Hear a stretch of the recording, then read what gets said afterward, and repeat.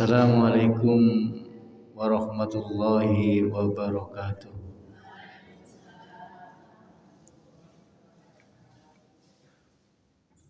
Innal hamdalillah nahmaduhu wa nasta'inuhu wa nastaghfiruh wa na'udzu billahi min syururi anfusina wa min sayyiati a'malina. Man yahdihillahu fala mudilla lahu wa may yudlil fala hadiya lahu. Wa asyhadu an la ilaha illallah wahdahu la syarika lah. Wa asyhadu anna Muhammadan abduhu wa rasuluhu la nabiyya wa la rasula ba'dah. Allahumma salli wa sallim wa barik ala nabiyyina Muhammad wa ala alihi wa ashabihi wa man tabi'ahum bi ihsanin ila yaumil qiyamah. Amma ba'du, para ibu jamaah kajian yang dimuliakan oleh Allah Subhanahu wa taala. Pada malam hari ini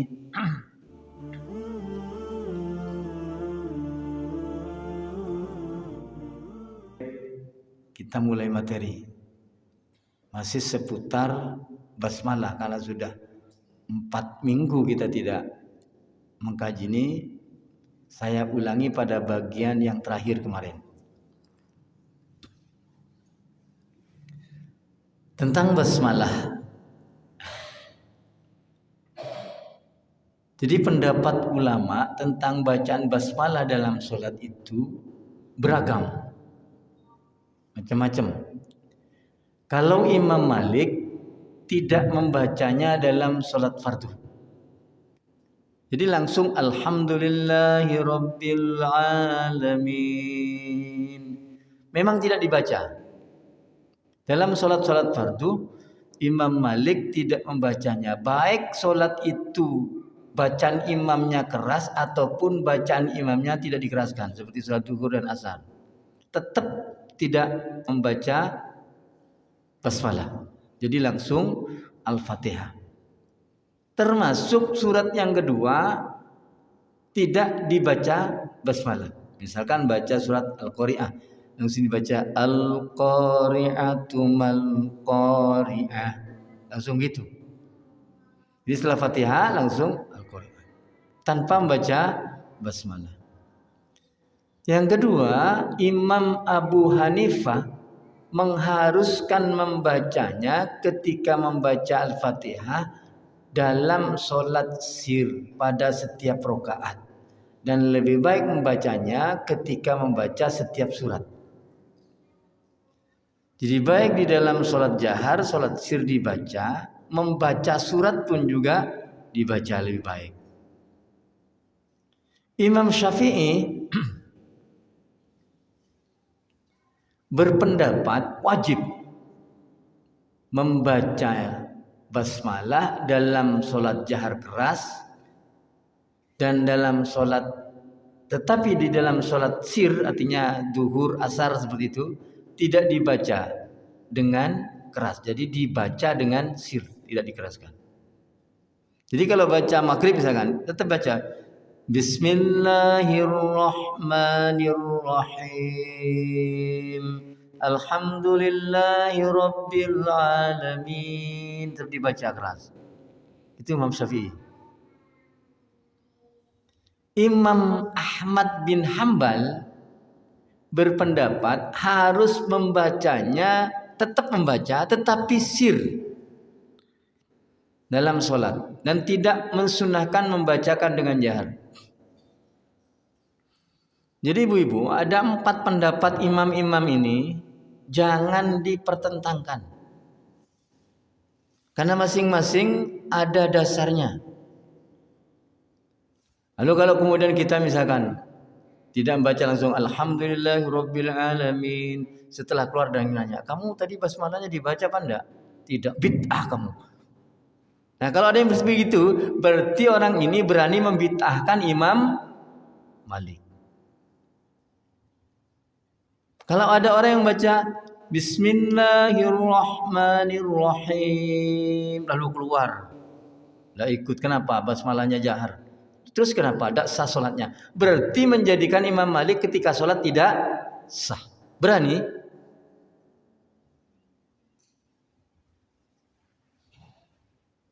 Berani kira-kira? Nah, kalau sudah seperti ini, bagaimana sikap kita? Harus menghormati. Karena pendapat-pendapat imam-imam ini bukan serampangan. Mereka yang mempunyai pendapat seperti ini semuanya punya dasar. Itu namanya dengan khasanah di dalam Islam, kekayaan, ragam cara di dalam beribadah dalam Islam. Sehingga kalau tetap seperti ini, umat Islam akan tetap kompak akur. Yang menjadikan umat Islam ini centang perentang itu, sering berhadap-hadapan itu, ya gara-gara ini. Yang satu tidak tahu bagaimana Imam Malik, nggak tahu. Bocahnya orang joker, hitung, ya nggak ngerti. Kalau dibedah seperti ini, diberikan daya banding seperti ini, maka kemudian kita akan menjadi cerdas.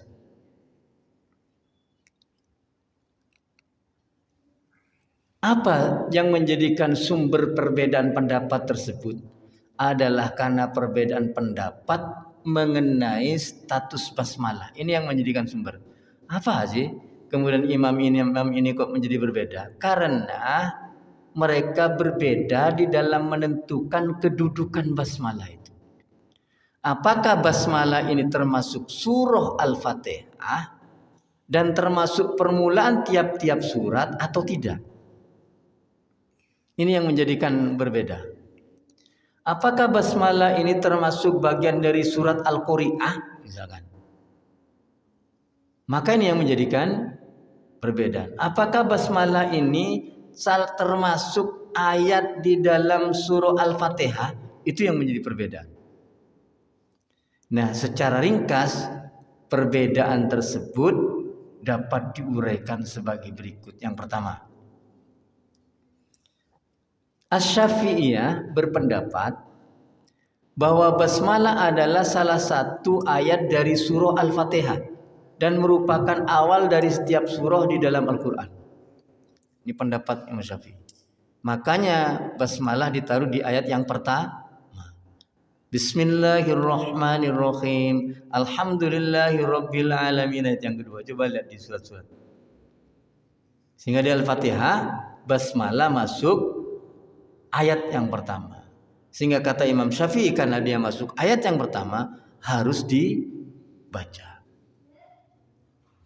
Al-Malikiyah berpendapat bahwa basmalah bukan merupakan ayat, baik dari surat Al-Fatihah ataupun surat Al-Quran. Dia bukan termasuk surat Al-Fatihah, kata Imam Malik atau madhab Malikiyah. Karena itu tidak usah dibaca basmalah itu, langsung alhamdulillah. Yang ketiga, Hanafiyah mengambil jalan tengah antara Syafi'iyah dan Malikiyah. Jadi mereka berpendapat bahwa penulisan basmalah di dalam mushaf Al-Quran itu menunjukkan bahwa basmalah adalah ayat Al-Quran, kata dia. So, ibu-ibu kalau dilihat di surat-surat ada basmalah semua toh? Tetapi di surat Al-Baro'ah tidak ada basmalah. Coba dilihat. Satu-satunya surat yang tidak ada basmalahnya surah Al-Baro'ah itu. Yang lain ada semua. Makanya Al-Hanafiyah mengatakan bahwa itu bagian dari ayat, sehingga dia membaca. Tetapi tidak menunjukkan, kata Hanafiyah ini, bahwa basmalah adalah salah satu ayat dari tiap-tiap surat. Walaupun ada basmalah semua itu, basmalah yang ada di Al-Qari'ah di atas itu bukan ayat dari surah Al-Qari'ah, kata Hanafiyah. Hadis-hadis yang memberitakan bahwa basmalah tidak dibaca dengan keras di dalam sholat ketika membaca Al-Fatihah menunjukkan bahwa basmalah bukan salah satu ayat dari surah Al-Fatihah. Tetapi mereka menetapkan bahwa basmalah adalah salah satu ayat dari Al-Quran yang diturunkan sebagai pembatas antara satu surah dengan surah lainnya, sebagaimana disebutkan di dalam hadis yang diriwayatkan oleh Ibnu Abbas bahwa Rasulullah tidak mengetahui batas-batas surah sebelum diturunkan Bismillahirrahmanirrahim. Jadi dulu Ibu, Quran itu ngumpul jadi satu. Lalu kemudian Rasulullah ini tidak tahu batas-batasnya berakhirnya sampai di mana. Lalu Allah menurunkan ayat basmalah. Dijadikan batas-batas akhir dan permulaan ayat. Nah, oleh karenanya seperti itu, maka Hanifiyah berpendapat walaupun ada basmalah itu hanya sebagai pembatas, bukan merupakan ayat. Tetapi basmalah ini adalah salah satu dari ayat Al-Quran karena dia diturunkan kepada Rasulullah. Itu munculnya perbedaan dari situ. Sehingga masing-masingnya punya alasan.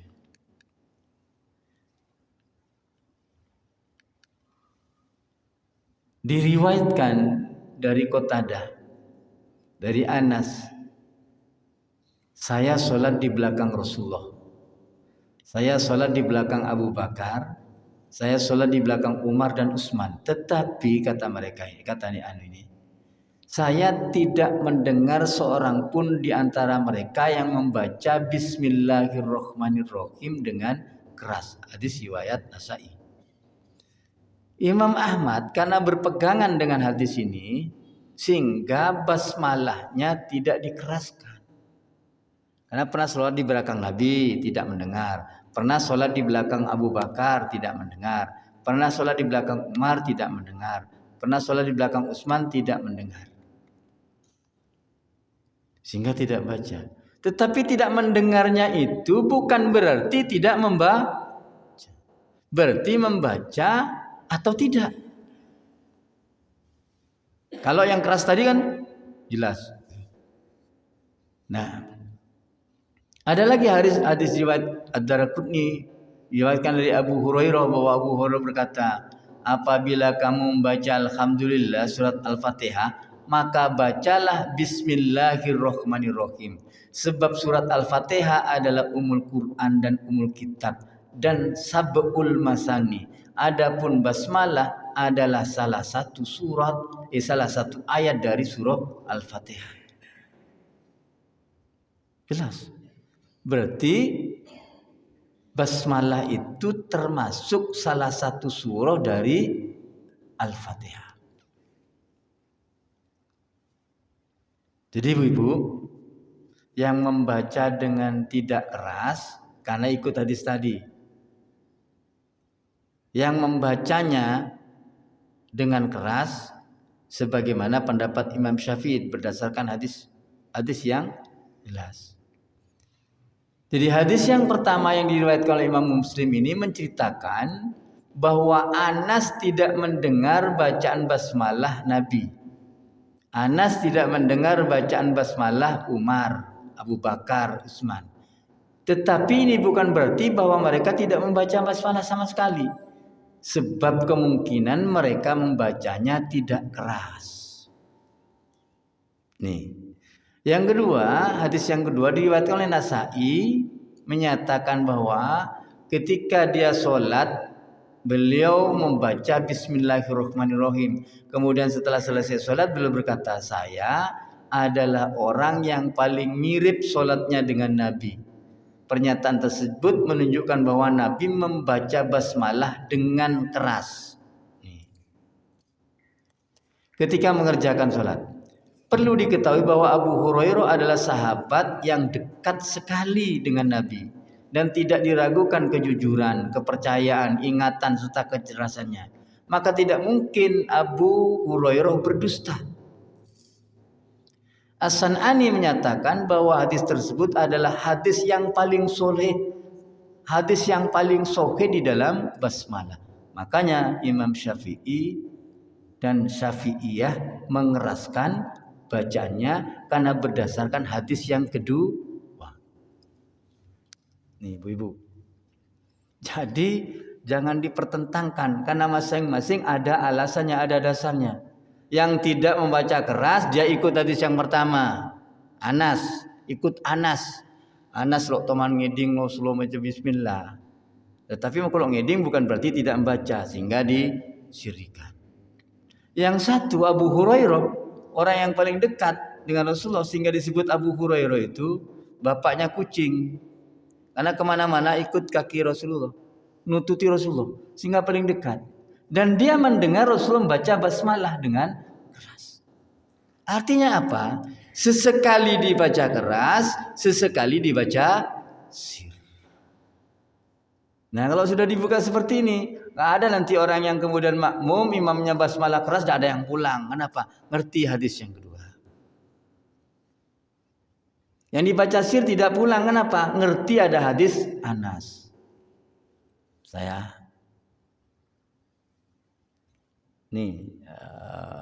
Supaya kita menjadi cerdas, tidak mudah didikte oleh orang awam. Tapi sekarang ini musim orang mendikte, yang mendikte justru orang awam. Bisa melarang tetapi tidak bisa menunjukkan dalilnya. Ini yang menjadi berat seperti ini. Sudahlah, pokoknya jangan. Nah ini kalau sudah berpatokan kepada pokoknya ini, tidak pernah dapat laba oleh pokok ngedok. 3. Tiga ini sudah sama dengan yang tadi. Menurut para ahli hadis, dari kelima hadis tadi itu adalah sahih dan tidak dapat diketahui mana di antara hadis-hadis tersebut yang lebih dulu. Ada yang tahu tanggalnya kapan, mana hadis yang terakhir keluar? Gak ada keterangan yang jelas. Sehingga kalau ada orang beralasan ini yang dipakai karena ini hadis yang terakhir, tidak bisa dipakai karena turunnya, karena hadis ini kapan yang lebih dulu, sampai sekarang belum ketemu mana yang lebih dulu. Sehingga tidak dapat ditetapkan mana yang menghapus dan mana yang dihapus. Ada. Artinya sama-sama bisa digunakan. Justru hadis-hadis tersebut dapat dikompromikan, dapat diamalkan semuanya. Oleh karena itu kami berpendapat bahwa Rasulullah kadang-kadang membaca basmalah dengan keras dan kadang-kadang membaca tidak kedengaran dengan sir. Jadi kami tegaskan kembali bahwa basmalah adalah salah satu ayat dari ayat-ayat surat Al-Fatihah. Boleh dibaca secara keras dan boleh dibaca secara pelan.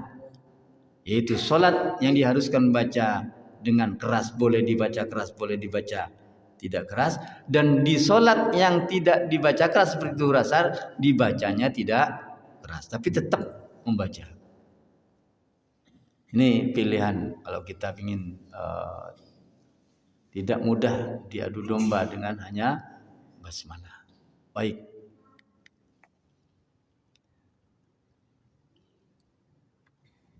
Kita masuk kepada keutamaan basmalah. Sebentar lagi.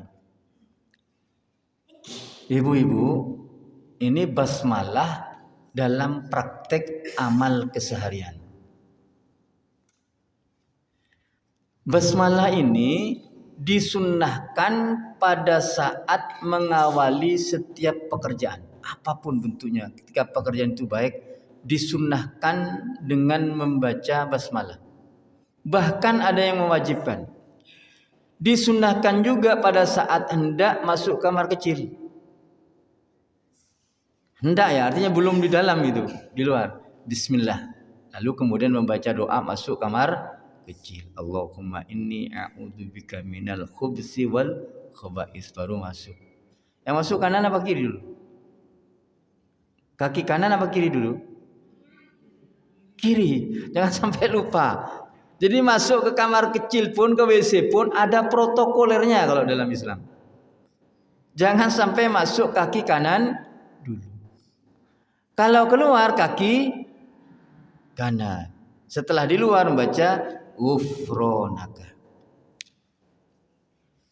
atau alhamdulillahilladzi anil adza wa afani. Jadi ghufranaka itu hadisnya juga cukup kuat. Baik. Selain itu, basmalah disunnahkan untuk dibaca di awal wudu. Kalau kita berwudunya di tempat yang ada klosetnya di dalam, maka bacanya di dalam hati, jangan dijaharkan. Karena tidak boleh menyebut nama Allah di dalam WC. Yang baik bagaimana? Wudunya di luar, ada keran. Sebagaimana dijatakan di dalam hadis marfu dalam kitab Musnad Ahmad bahwa Rasulullah bersabda, tidak sempurna wudu bagi orang yang tidak membaca nama Allah pada